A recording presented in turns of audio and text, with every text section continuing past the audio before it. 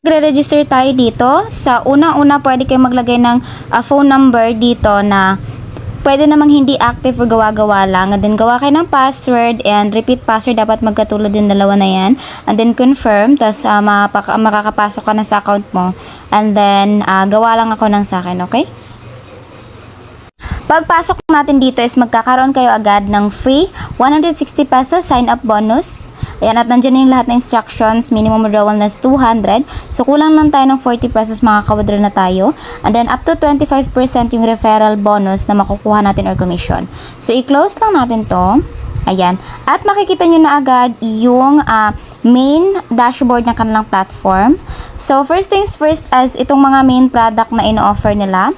Ito ang main ways na kitaan nila dito sa kanilang platform. Unang-una, makikita nyo naman dyan, yung product price up until sa pinakamahal na product price. Ano bang pinagkaiba ng mahal sa mura na product price? Kunyari dito, sa product price natin na 400 pesos, yung hourly rate niya is 1.5.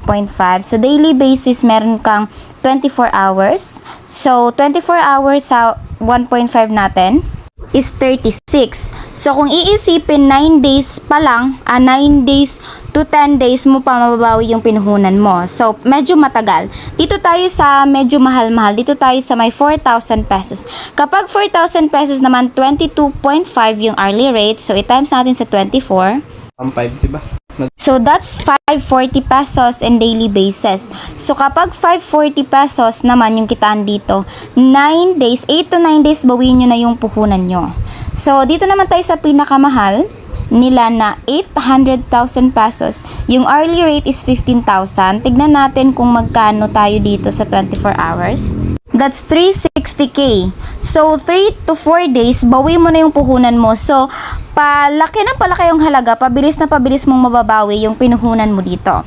So, kung ikaw naman kulang sa medyo sa budget, pwede ka naman muna dito sa pinakamura nila. Kaso nga lang, expected na talaga na babawi mo siya. Medyo 9 to 10 days pa. The other ways naman ang kitaan nila dito is a referral program. So, ito yung nagsabi kanina na 25% commission kapag mag-share ka.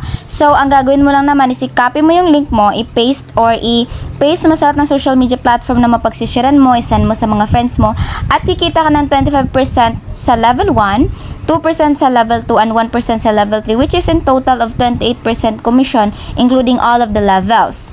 So, ayan yung lahat ng instruction, or dyan mo makikita lahat ng invite mo dito sa kanilang platform, at makikita mo rin dito kung magkano na yung kinita mo sa kanilang platform. So, i-copy link mo lang yan, and then i-paste mo sa lahat ng social media platform na mapagsisharean mo, or i-send mo directly sa inyong mga friends para makapag-register din sila. At of course, para kumita ka ng komisyon sa invitation mo. Ngayon naman, kapag may kinita ka na dito, pwede kang mag-withdraw. So, sa pag-withdraw naman natin, i-click lang natin tong card details.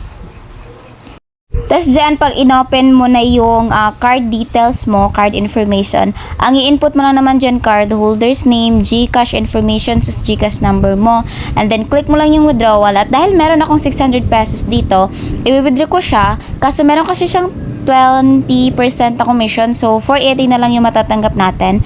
So, i-withdraw ko lang to, and then hintayin natin ng ilang mga minutos kung ilang minutes siya darating sa ating GCash. So, i-check ko lang yung withdrawal transaction. So, as you can see dyan, waiting yung ating withdraw, at na-withdraw ko siya 12:24 ngayong tanghali. So, tignan natin kung darating siya agad. So, nag-success siya agad, seconds lang. So, let's check. Ayan, dumating siya seconds lang sa aking GCash account. So, nagpapatunay lang na nagkaka-receive talaga tayo ng payout dito.